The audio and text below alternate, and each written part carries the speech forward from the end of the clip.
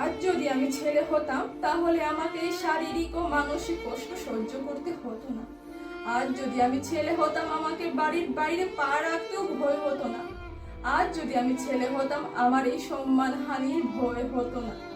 আজ যদি আমি ছেলে হতাম আমাকে এই অসহ্য মৃত্যু যন্ত্রণা সহ্য করতে হতো না। আজ যদি আমি ছেলে হতাম আমার শরীর পানে যে কারো কোনো লোভ আসতো না।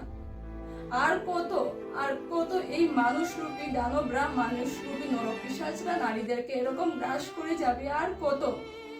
কয়েকদিন পর আমার বিয়ে।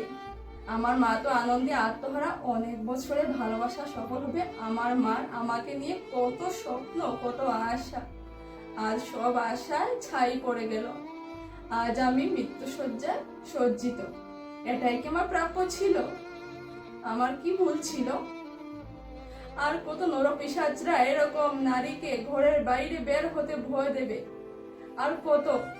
আজ আমার আত্মা চিৎকার করে কাঁদছে, এই নরপিশাচরা কি শাস্তি পাবে না? ওরা কি এমনিতেই পার পেয়ে যাবে?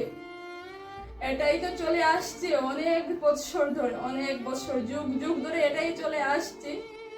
আর কত।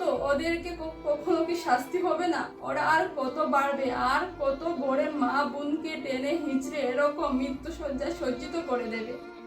আমি শাস্তি চাই, আমি শাস্তি চাই যে যে মেয়ের প্রতি এরকম হয়েছে।